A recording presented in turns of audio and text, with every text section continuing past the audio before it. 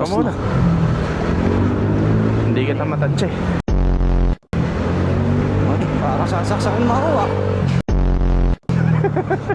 Sa'yo. Oo, sasamuray ako naman eh. Electric pan eh.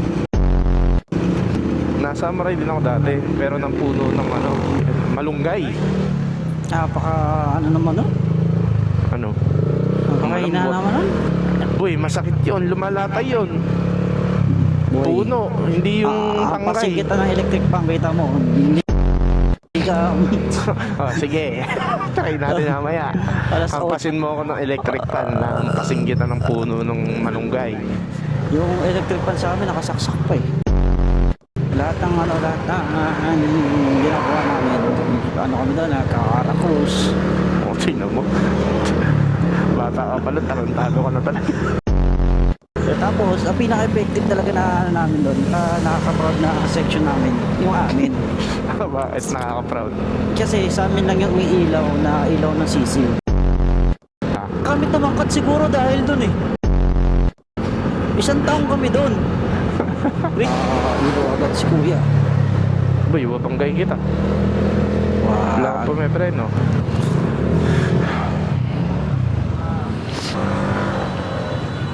Wait lang, off ko lang TCS ko. Wow, ang laki. Ang laki naman yan, hindi ko na kaya yan.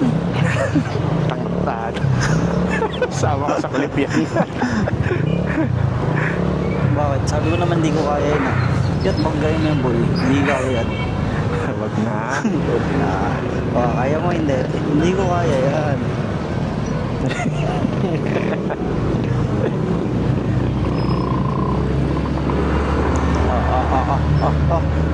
Dito mo, favorite ko na.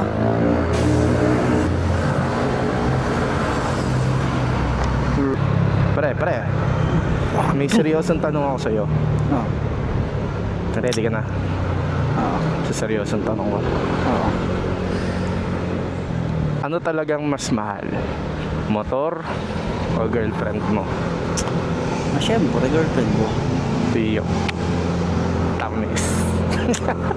Kala mo, magkakamali ka ng sagot eh. Kung nagkamali ka sa sagot nun, katabi mo mga aso. Yun ang problema eh. Kahit aso, wala ako itatabi nun. Kawawa.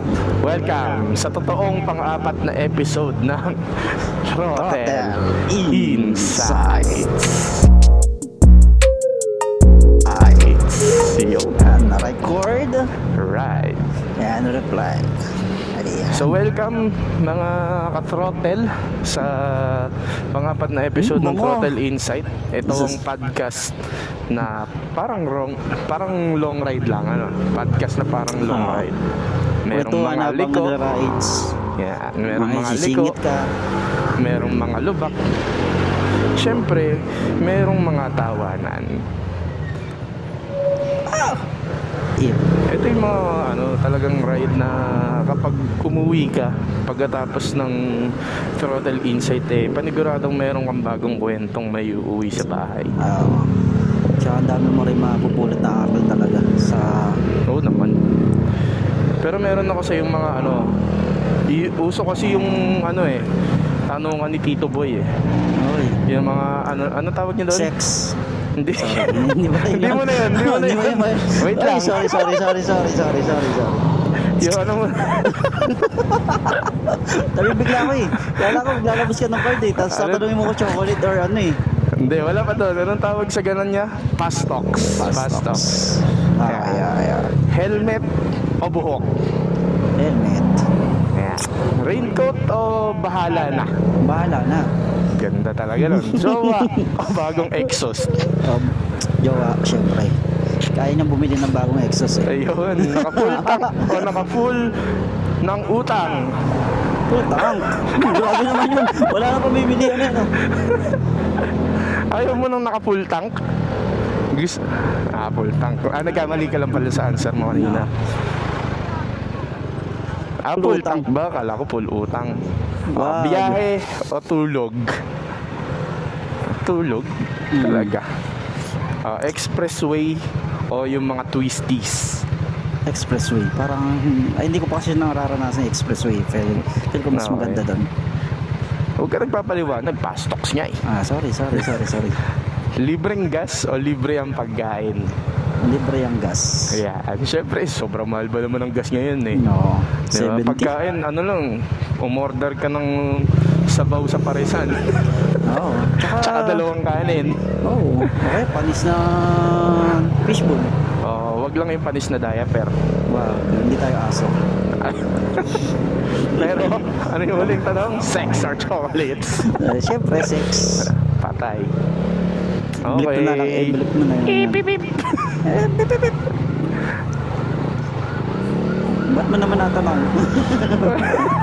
Wala naman. Gusto ko lang mga ganyang mga tanong, alam mo na ngayon. Mag-umpisa lang tayo sa sa minor lang. Kasi Minor, nito nakakaroon, napapasagad tayo sa mga maramdaming questions eh. Oo, medyo ano tayo ngayon eh. Nung nakaraan eh, medyo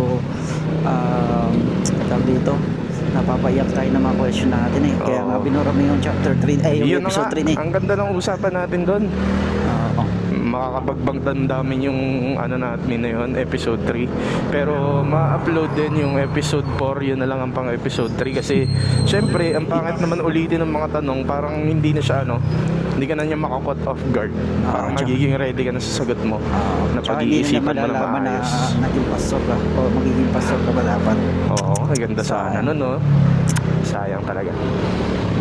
Alam na sa episode 2 yung yung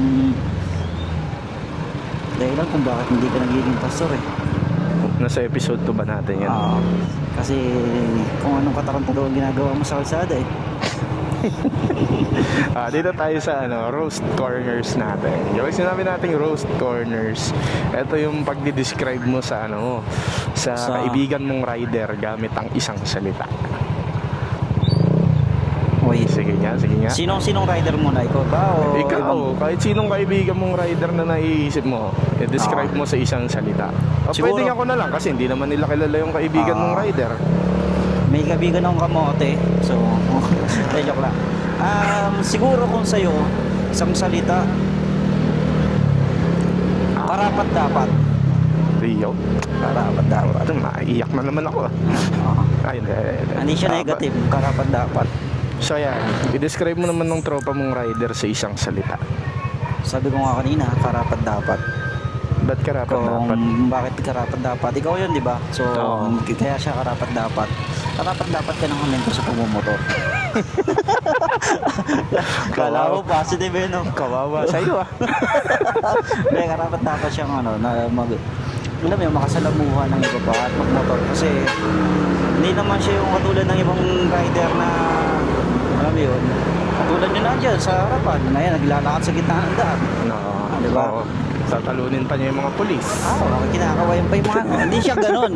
So, karapat dapat talaga siya sa pagmumotor. Kasi, ito muna tayo. Diba meron? Tsaka ang iningitian kasi ako ng mga aso doon sa nila, ang tawag na sidecar. Kaya minsan lang kami dumaan dito sa highway kasi sobrang traffic, sobrang daming kasabay. Kapag sa DRT, dire-diretso kasi yung biyahe. By the way, dito kami ngayon sa San Miguel. San Miguel, Bulacan.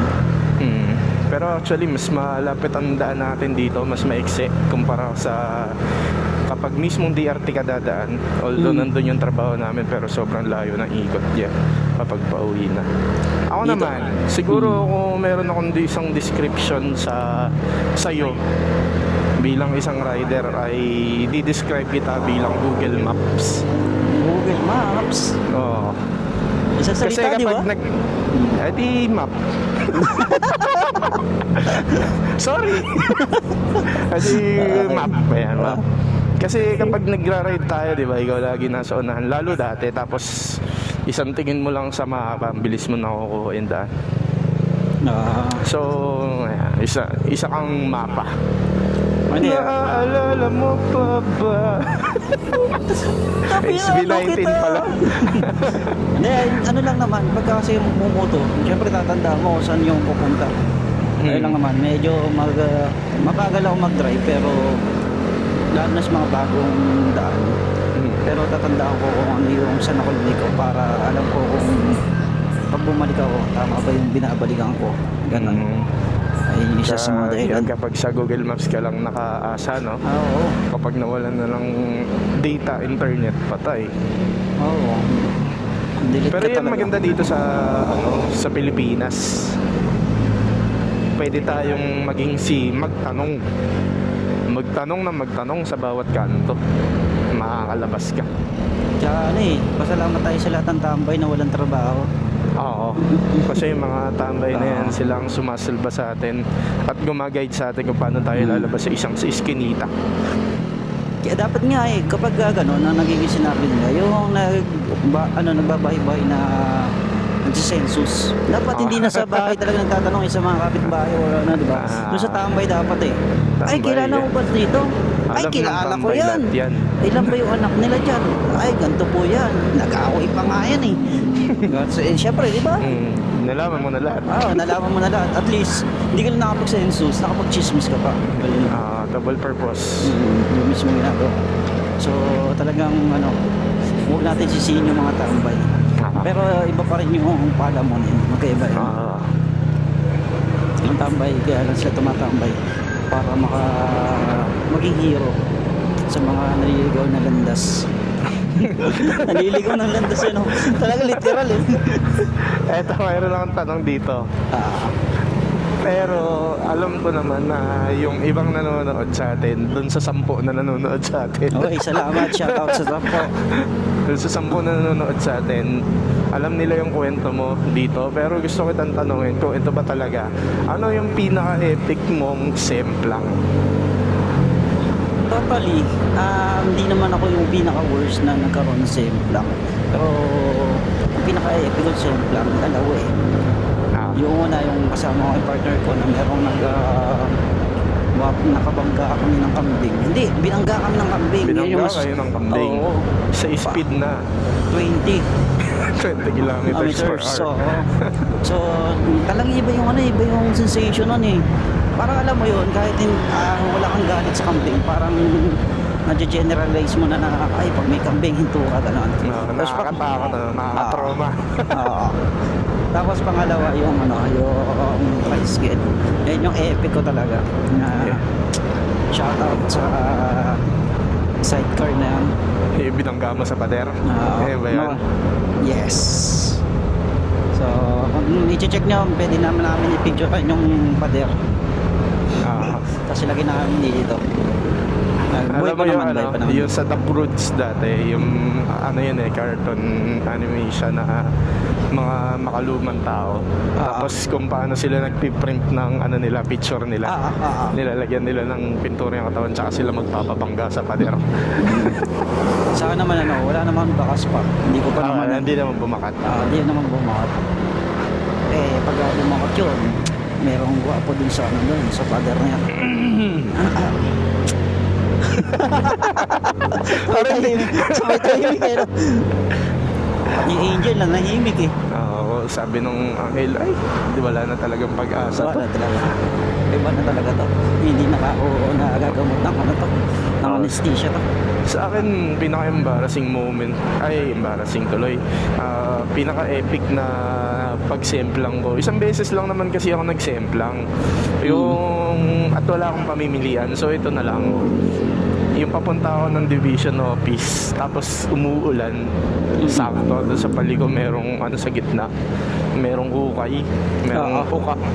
Ayan. Pagdaan ko doon, sumayaw yung likod ng gulong ko hanggang sa tumaob ako. Buti, yung truck sa likod ko, mabagal. So yung motor mo pala nagtutour? Oo, nag-perk siya. Nagpa-left, pa-right. Yung ginawa niya, nag-swerve siya kasi nga nalubok ako. May angkas pa naman ako. Andun din si fiancé ko nga. So, buti na lang, wala siyang sugat. Ako lang ang nagkaroon ng sugat. Tapos, tinulungan akong itayo nung gwardya, nung malapit na school, tsaka nung truck driver sa likuran ko. Shoutout sa inyo. So dapat pala nung tinayukan, merong ano yun, may tugtog yun ano. No. Yung Korean, yung siya, ano. Sabihin mo, meron akong DJI nun kasi hindi pa nakakabit kasi nga maambon, ayokong mabasa noon ng ulan. Kaya hindi ko kinabit. So sobrang epic sana, na shoutout ko sila. Mabait sila. Nung una nga, tinry ko pa tumayo kaso alam ko sa sarili ko sa kaya ko sana, sa utak ko.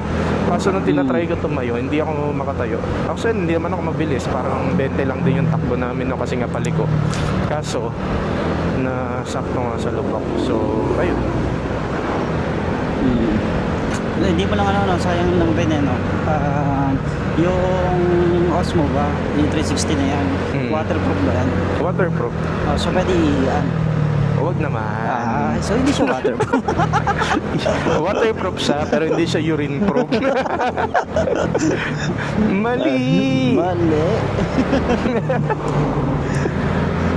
Pero Eto, ano, pero sige, ganda rin sige. ng scenario na yun, ano, na kahit pa paano, merong mga tao talaga na tutulong at tutulong dun Oo sa, naman.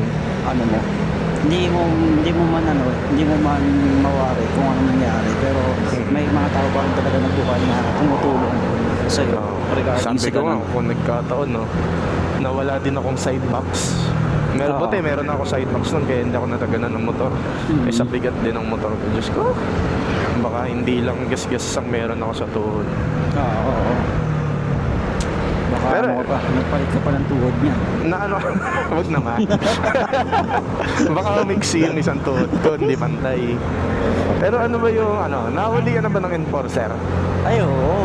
Grabe yun. Shoutout Ano sa... yung totoong kwento ng pagkahuli sa'yo ng enforcer? Shoutout sa yan sa kay Kumbo. Okay, Ano yan? May pasok kami. Ang hipit kasi that time. So, may pasok kami na trabaho.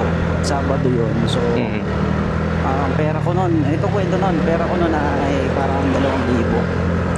So sobrang nahuli nga kami ng sakay Kumbo. Na-explain naman ko ako regarding dun sa may ko boss kay kung ano lang po, babayaran ko na lang yung penalty. Kasi wala kami helmet nun that time eh. Tapos tumatakbo naman ako noon, wala akong lisensya noon kasi kakapasok pa lang, kaka-eco pa lang. So alam ko naman mali ako dun that time. Ngayon sabi ko na boss, sige po, so ano na lang po, babayaran ko naman po. Kaya Ibig sabihin, nung time na yon talagang kamote riding ka pa nun. hindi naman kamote, ano lang, Hindi, talagang... ibig sabihin natin nung kamote riding sa pinag-uusapan natin ay yung kumpleto ka pa sa wala noon. Oh, hindi, may ano ko noon, mayroon akong lakas ng loob noon eh. Ayos ka, ah. Hindi, Pwede ka, ah. Ano yan, ganun nga. Sabi ko naman, kinausap ko naman siya na maayos. Sabi ko, boss, ako, in-inform naman. In-accept ko na lang kasi syempre, yun yung rules naman talaga ng area na yun. Yun yung unang violation ko kapag motor. Pero hindi ito yung gamit ko noon. Yung sa kapatid ko. After that, talagang hindi na ako nadadaan ng kay Kumbo na wala akong lisensya. Pero syempre may mga shortcut pa rin naman na para makatagos ka ng Santa Maria. Makadaan ka ng hindi dadaan dun. So yun yung dahilan kung bakit may lisensya ako, hindi natapang ng loob. Diba? Hindi na lakas-lakas na lang ng loob. Tapos pakiusap, hindi na ganun. Ano na talagang ano tayo, susunod na Sa tayo sa tama batas. na tayo. Nasa tama. Kasi may tama ka na eh. So sa tama naman na dapat. Bawal ng talaga ngayon, bawal na yung gagamitin ng profesyon mo. So, ba't ko to naitanong? Siyempre, meron tayong pag-uusapan. Yun, pag-uusapan natin. Okay, so pag-uusapan natin ay yun nangyari nitong week siguro. Siyempre, wala na tong issue na to kapag in-upload natin kasi 1 week delay tayo kapag nag-upload. At least, binigay na natin yung opinion natin. So, ano yung opinion mo tungkol doon sa teacher na nahuli Hindi, ng bago yun. MMDA? Bago yun, ikaw ba? Bago yun, bago natin simulan yun. Ikaw, syempre, ako meron akong ganong senaryo. Ikaw muna, bago yun. Yung sa akin naman. Oo naman. Ito yung sa may bandang bypass ng Malolos. Ayun. Paglabas mo ng bypass ng Malolos, merong doon, traffic lights. So dun sa traffic lights, nag-ano na ako dun sa nakasunod ako sa truck, mataas yung truck. Syempre, traffic, kasi nga galing sa traffic light. So, dikit-dikit kami. Halos nakadikit din ako dun sa truck. Tapos, pag diretso ko, maya-maya, nakita ko, pinapara na ako nung enforcer. So, yun pala, hindi ko napansin na yung traffic light ay naka-red na nung turn ko. Pero yung nasa unahan kong truck, hindi naman niya pinara. So, nangingi lang ako ng pasensya. Tapos, sabi ko, hindi ko nga nakita dahil doon sa truck. So, kapag yung mga ganong usapan naman, napapakiusapan, basta hindi mo talaga siya intensyon. Hindi yung biglang nakita mo ng naka-yellow, tapos inano mo pa rin, hinarurot mo para umabol ka hanggang sa nag-red.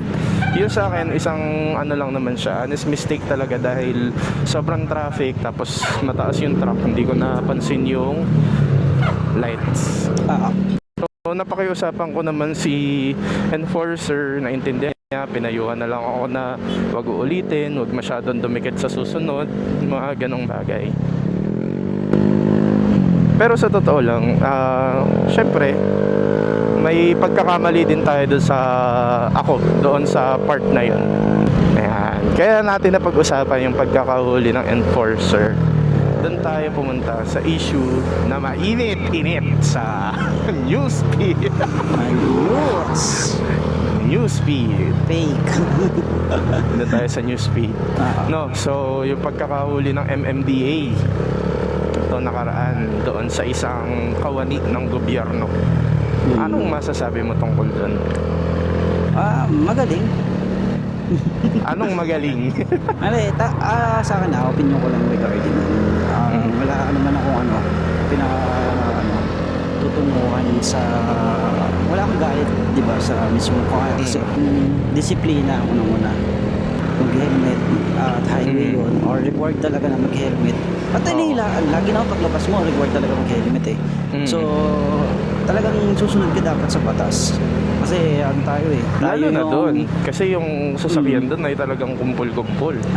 Role model rin tayo. Lahat ng pagkakamali natin, kahit tao lang tayo, pinupunan nila. Masalo na dapat nalihanan tayo.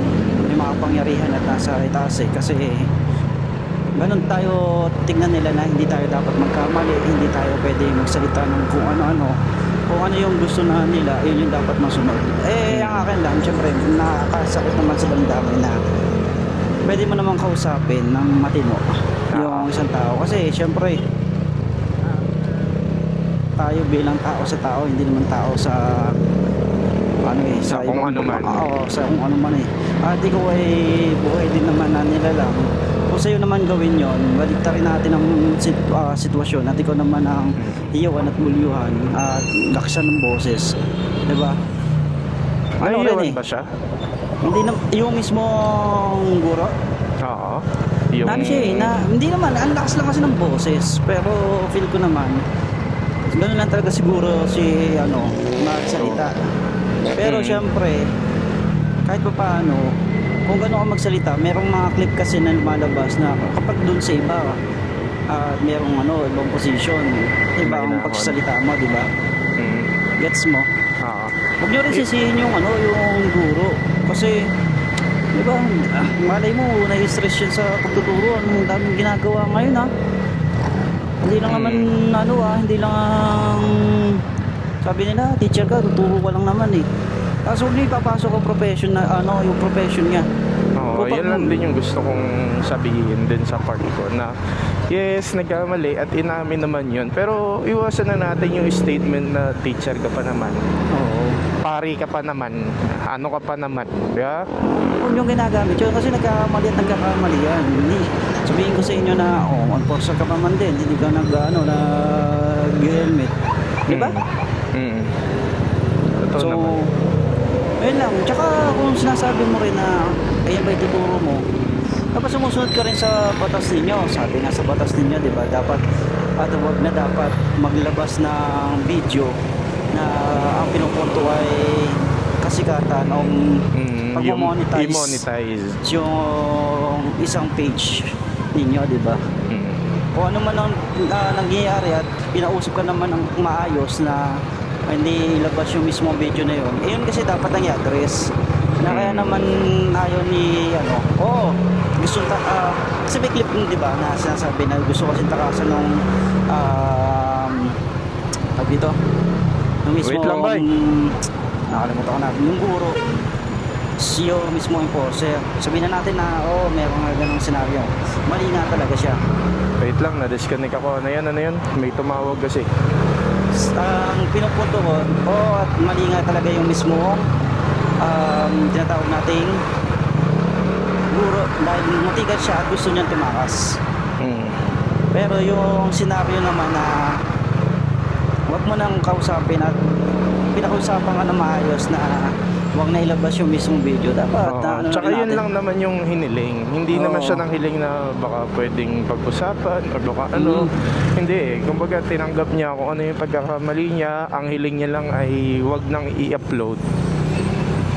Kaso doon sa mismong post mo pa, ikaw tao ka na ayun pa yung meron ka pang minention na yun ba yung tinuturo mo. Diba? So hindi lang kabastusan ng isa yun, kabastusan ng lahat ng teacher yun. Kaya okay lang naman na na gawin mo yun. Wala namang pagkakamali at wala namang maling manita kasi trabaho mo naman yun. Wala namang mali sa mga gawain mo. Huwag mo namang pahiya ng tao. Kasi bandang dulo kung sa'yo naman ang gawin yan, diba? Tsaka yung yung part lang na yes, binlearn mo nga, pero yung teacher ka, ang daming dumaan sa yung estudyante, tingin mo hindi niyan kilala kung paano ka magsalita, kung ano yung itsura ng gamit mo, yung motor na gamit mo, diba? Masigip.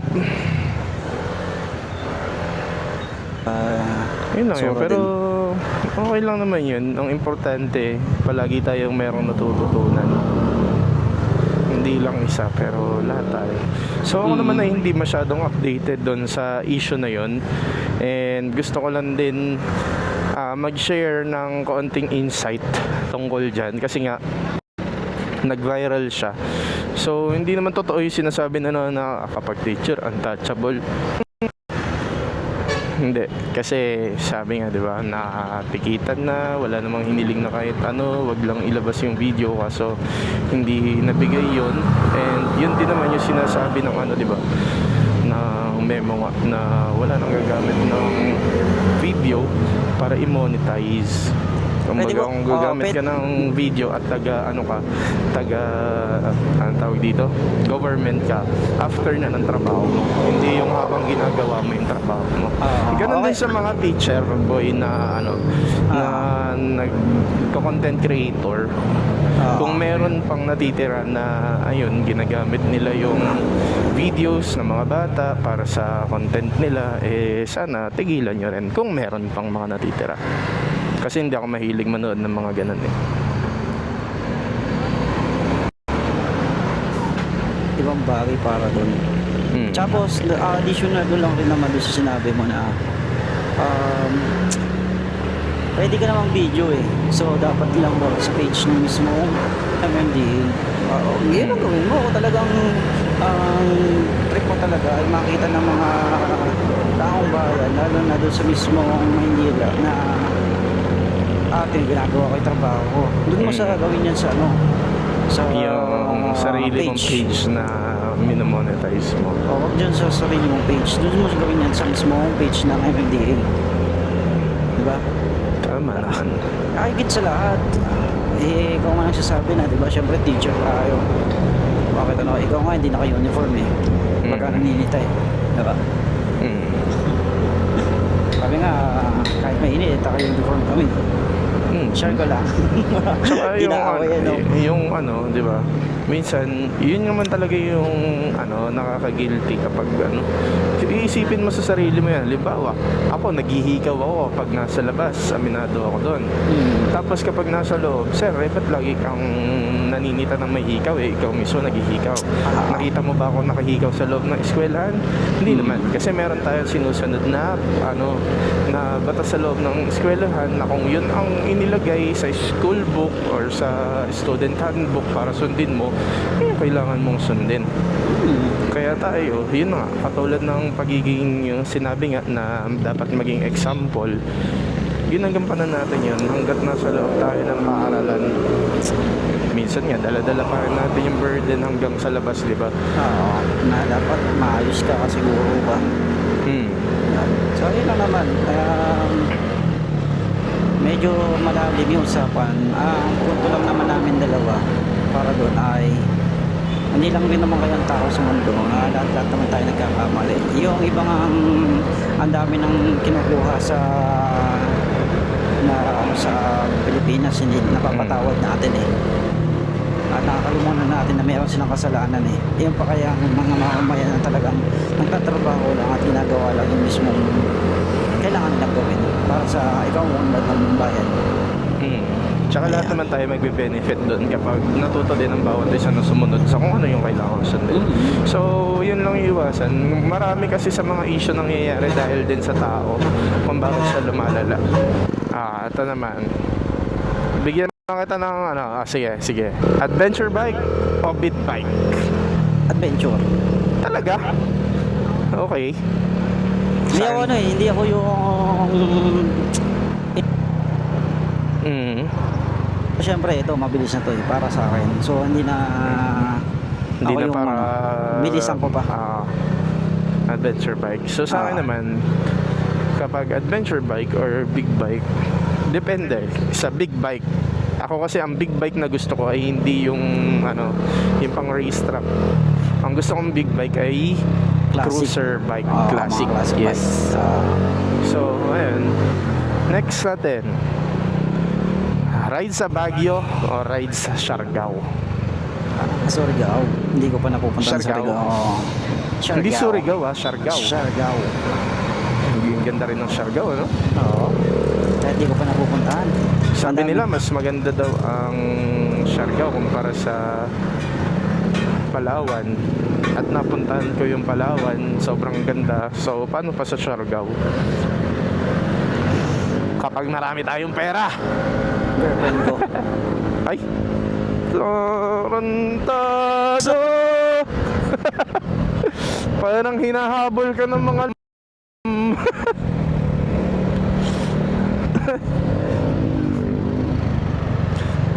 Yun na ako eh. Ito, mayroon pa ako isang tanong. Never ride again or never cellphone again?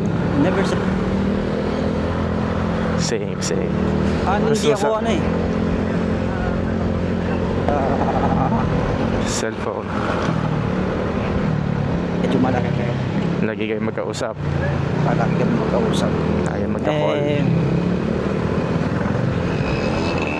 Tama na kami sa isang Kailan yan? Malapit na ba yan? malapit na. Pinagpaplanuhan na. So ayun lang naman, medyo lang ako. Di ba ako into technology talaga, social media. Baka ilis ko na pagkatapos na. Lilis ko na magkatapos. Tabi tayo. Gusto tayo. Tatagos.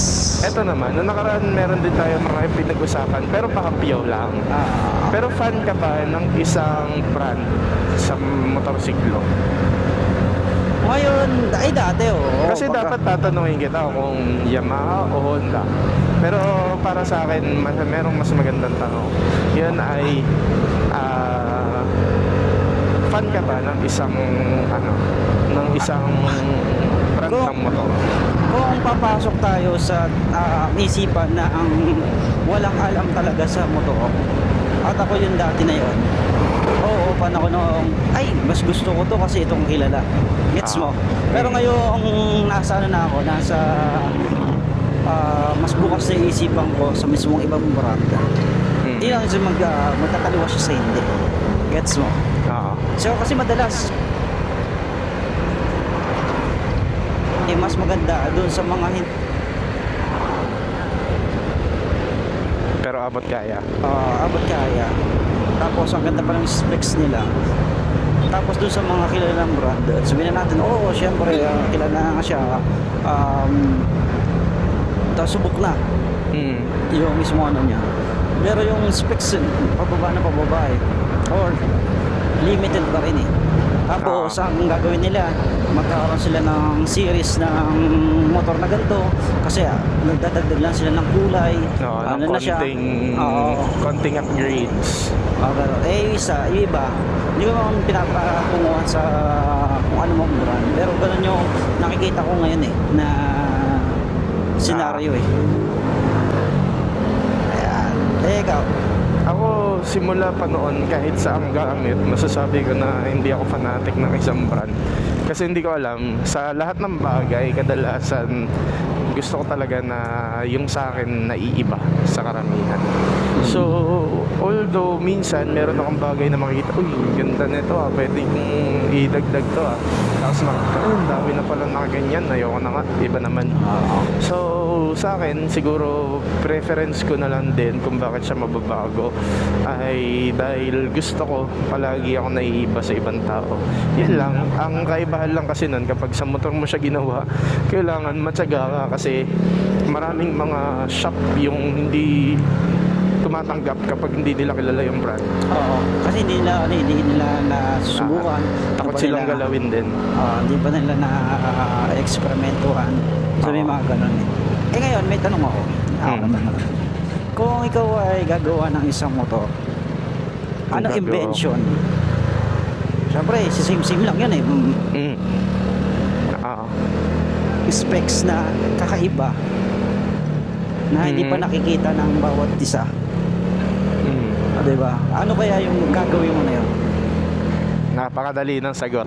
Ano? Dati ko pa to iniisip. Ano? Ako ang gusto ko talaga, motor na kayang mag-drive kahit sa tubig. Sorry. Motor na kayang i-drive kahit sa tubig. Motor na kayang i-drive kahit sa tubig. Alam mo yung hoverbike na pang lupa. Tapos kapag dinaan mo siya sa tubig, okay lang din. Tapos kapag halimbawa, pumunta ka ng isang lugar, tapos masyadong mataas, itataas ka lang ng hoverbike kasi parang ano lang siya hangin lang siya, di ba? Ng malakas. So yun yung gusto kong mangyari. Magkaroon ng bike na or ng motor na pwede sa lupa, saka pwede rin sa tubig para kapag gusto mong lumayo-layo ng konti, di ba? Tamang ride ka lang kahit sa tubig. So naiisip ko lang na nakaka-enjoy siya gawin. Na hindi ka na magpapalit ng jet ski. Maganda yung ganun. Sa akin naman, ay pusa. Literal na pusa. Patay. Sorry. Sa akin naman, siguro, hindi siya feel ko motor tapos helmet yan. Naka-hindi siya sa isa't isa. So, nakadikit yung motor sa helmet? Parang mayroong wire yung mismong helmet na nakadikit sa Tapos, ang response lang niya, sasabihin ng helmet, meron kang mic sa helmet, sasabihin lang niya kung magiging bobo ka sa pagdadaan. Para si service, open mass. Sabi mo, tatagos ka ba o hindi? Para si Iron Man nun. Ganun yung setup na yung mismo motor na bibili mo, mayroon siya features ng isang helmet na medyo modern na siya. So kapag magdadrive ka, titignan niya kung okay na ba, ma-assess niya lahat.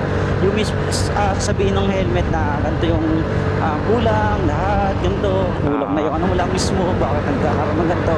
Tapos kapag bumabiyahe ka, sasabihin niya mayroon na makakarurot na Fortuner. Kumbaga, finifeed na sa'yo lahat ng motor mo. Ayan, gusto ko. Ganun siya. Patamad yung tao, Ganun naman talaga, di ba? Kaya na-invento ng tao yung iba't ibang bagay. Kasi possible na tinatamad kasi silang gawin yun. Kaya gusto nila, instant na lang makukuha yun. Ganun yung yung idea natin sa invention, magawa naman yan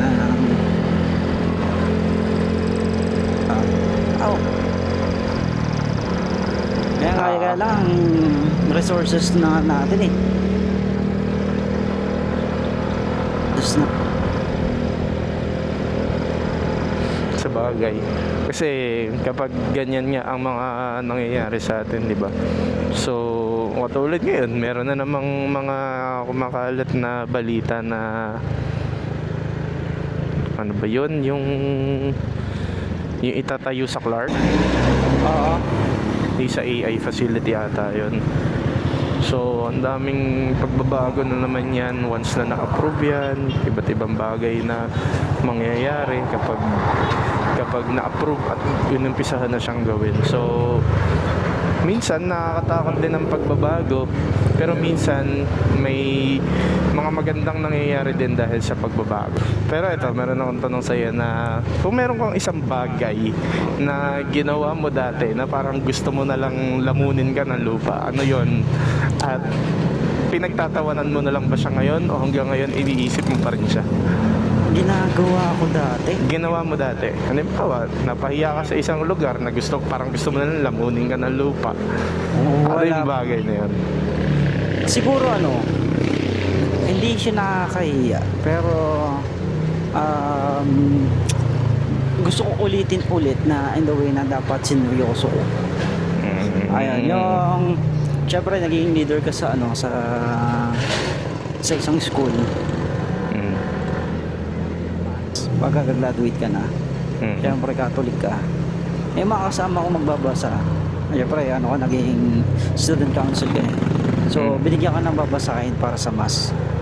Ngayon, yung mga kasama mo tumatawa habang nagbabasa. Eh nasa mismong mass yun, hindi naman siya nakakahiya in the way. Pero dapat pala sineryoso ko kasi syempre simbahan yung ginagawa ko. Yun lang naman. Pero bukod doon, wala ko yung pinaka dapat ginawa ko to ng mas okay. Wala. Yan lang. Oo, yun lang siguro yung naiisip ko ngayon. Eh, ikaw? Sa akin, wala. Naisip ko lang itanong sa'yo. Pwede ka. Siguro yung siguro. Nung bata ako, eto talagang totoong kwento to Tapos ginising ako ng ate ko kasi pupunta kami ng bayan ng Garay.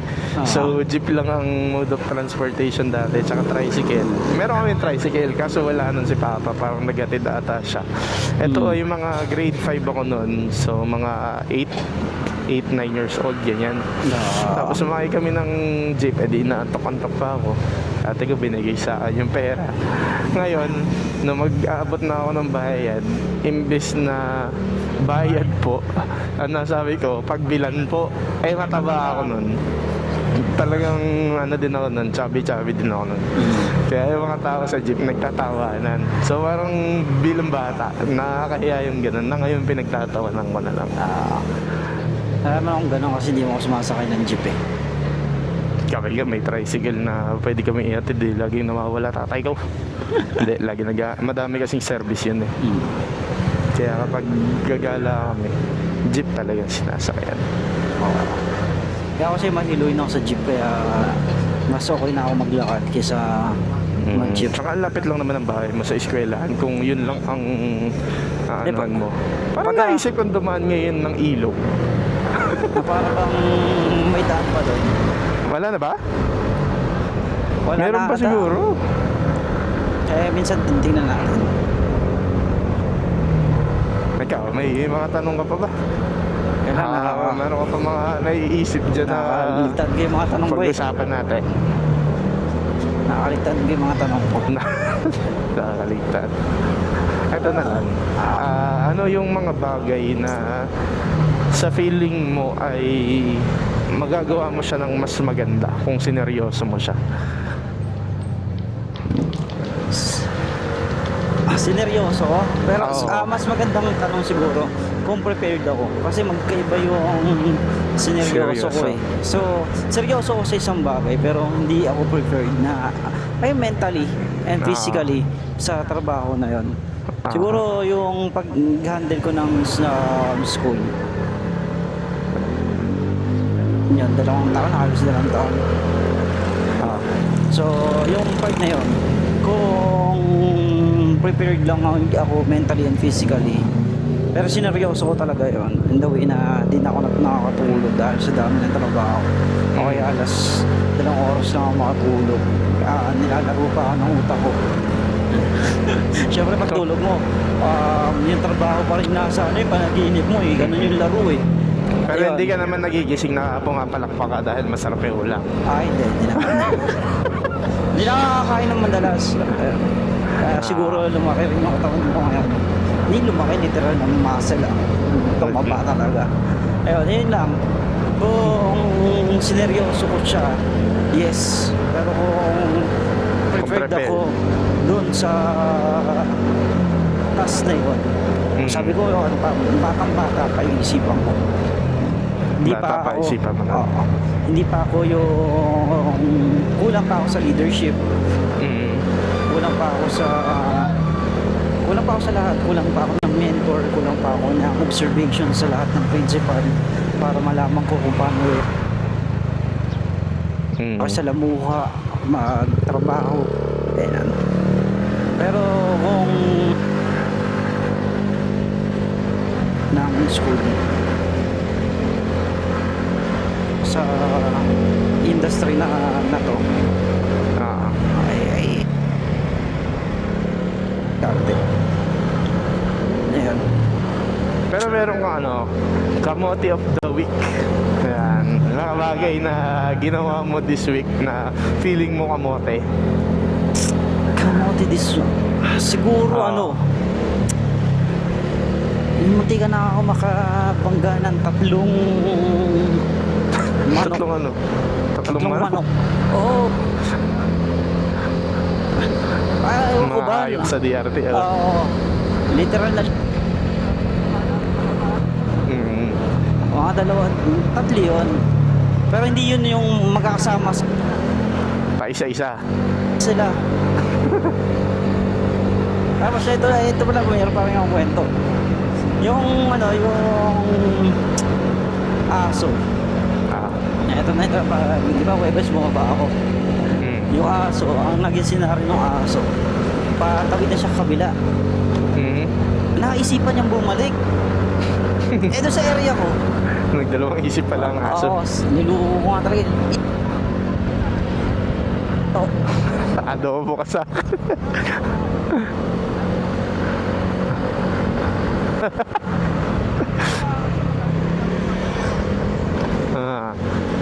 Yung jowa ng isa. Lumalover bars ka na naman, ha? Ayun nga ni. Lover boy bars. Ayan na yung kamote of the week mo. Hindi. Mabait nga ako eh. Sabi nga ng partner ko. Huwag kang overtake ka. Alam mo ginawa? Siya nag-overtake. Ako wag. Pwede. Pwede nga. At least tama pa rin siya doon. Oo, sabi pa niya, mabagal eh. Hindi ka na ako, kanina pa ako inip na inip, hindi ako nag-overtake. Siya raw nabagalan na kasi nasa unahan na siya. Huwag niyong gagayain yun. Pagka naiinip kayo, huwag niyong overtakean kung alam niyo namang delikado. Tsaka wag kayong overtake lalo na kapag blind spot. Oo, yun. Yung pataas or di kaya naman paliko. Kapag pataas kasi hindi mo rin makikita kung sino yung mga paparating eh. Kapag naman paliko, yan din, blind spot, hindi mo makikita kung sino yung sasalubong sa'yo. Mamaya malaking sasakyan pala yun, madali ka.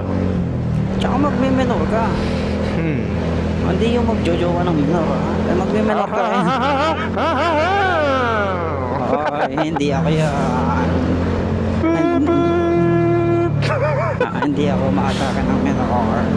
Huwag tayong gaganon. Kailangan magme-menor ka na, alam mo yun, tandaan pagkapaliko. Hindi mo malam kasi. Pwede mag-banking pero sakto lang. Sakto lang. Tsaka huwag kayo kakain ng daan. Oo. Huwag kayong masiba. Kinakain mo yung daan. Dito sa San Ildefonso. Hindi na pala ito San Ildefonso. San Rafael na to. Yung mga daan naman talaga, kung hindi ka pupunta sa kabilang side, tanggal ang lungs mo, kakakaltak.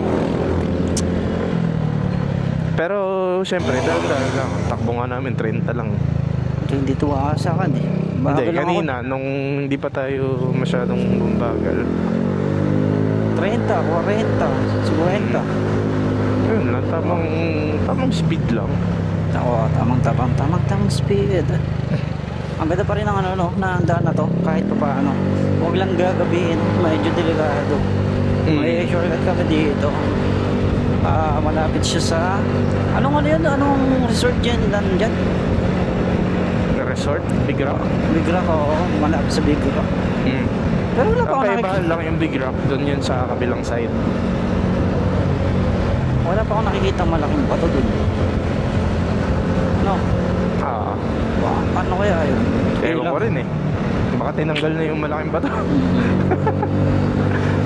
Di ba ang kwento pa nun? Yun ba yung kwento ni Bernardo? Yung Gigante? Oo. Yung isang paa nasa Big Rock, yung isang paa nasa Bakas sa Garay. Bakas, baka nga nandun, oo.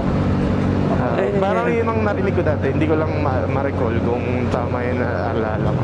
Basta Bakas daw yun ang Gigante na yung isang paa nga ay nasa Big Rock dyan. Tapos yung isang paa ay nasa ano naman. Ang daming theory na yun eh. Sabi nga nila, di ba, yung Bakas daw, yung lubog May- daw nun. Hindi nangunguha. Oo, di ba, may Tapos, ang pinakadulo ay sa simbahan. Oo. Ang dami kwentong bayan sa sa North Sagaray eh. Minsan puntahan ninyo. Oo, Masarap din in-invite siya namin kayo. puntahan. Kaso, ang pangit talaga ng daan. Magtitiis lang kayo. Kasi hindi siya ipinapagawa dahil madami nagkiklaim na lupa nila yon. So, anong nangyayari? Kapag pupunta ka, lalo na kapag summer season, ang daming nangaharang. Oo. Ewan ko lang ngayon kung ganun pa rin. Wala ako. Ulan na yung gig ko. Namapag. Naiyak na ako. Wait lang. Mm. Kaya nga, medyo ito oh. Sige, diretso. Pero ka bang Google check ngayon? Mga bagong bagay na nabili mo sa motor mo na gusto mong i-share sa mga naka-NMAX 155? Wala pa naman, pero wala eh. Wala akong may ubudol sa inyo ngayon. Wala rin naman ako nag-i-upgraded na pyesa. Isa lang, maganda pagka nagkaroon kayo ng naka-carbon kayo. Pakakbo na. Oo. Tapos Maganda- madali lang mag-carbon. Huwag na kayong bumili kung sa kanino man. Siyempre, yung sipag lang, yung sipag. Oo, tsaka yung pagiging polido minsan. Oo.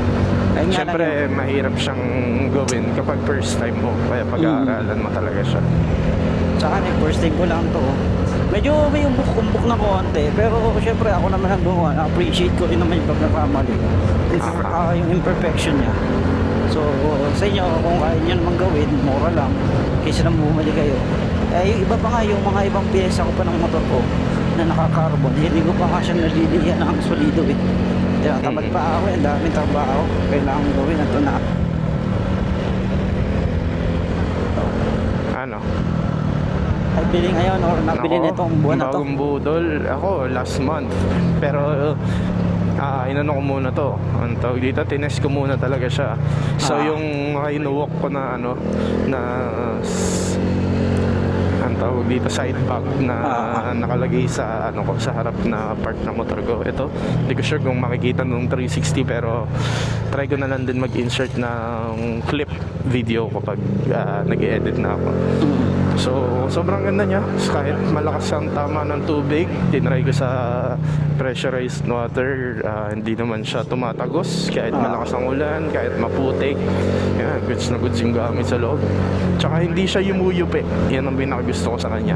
Hindi katulad ng mga mumurahin na side bags na kapag walang laman, nakayupi siya. Ito hindi. Parang buo pa rin siya. Parang may, kumbaga may backbone kapag tinignan. Maganda. Baka naman Yes, Rhino. Baka naman. Baka Meron na naman. akong 10 subscribers. Oo. Baka naman at baka naman. Baka naman. Baka naman. So, yun lang. Maraming salamat sa pagsama sa aming isa sa mga rides at isa sa aming episode ng Throttle Insights. Sana marami kayong mga natutunan at marami din kayong mga nakuhang insight mula sa aming dalawa. Huwag kalimutan na i-follow kami sa aming mga social media accounts. Ako, at Gem Ventures sa TikTok. Ako sa TikTok din ay Tiny Rides. Yan, yung mga ano namin yan, mga personal accounts namin. And syempre, dito sa YouTube, sa Throttle Insights, no? So, soon, sana makapag-open tayo ng para sa ang tawag dito, Spotify. Yan, kapag nakapag-open tayo sa Spotify, talagang goods na goods tayo yan, tuloy-tuloy tayo. Meron tayong upload weekly na mga mga bagong content, tsaka bagong mga pinag-uusapan. So kung bakit siya weekly, kasi weekly lang din kami umuwi from school, pauwi ng bahay. So yun lang yung chance na makapag-video kami. So asahan nyo yan, weekly na meron tayong magiging uploads. Kumbaga, hindi pa kasama lahat doon ng pinag-uusapan namin mga kabalbalan. So, yun lang. Palagi nyo kaming samahan sa mga rides namin at sa mga kwento namin. Ako si Jem. At ito ang Throttle Insights. Yun. Record. Right. Plan. Peace out.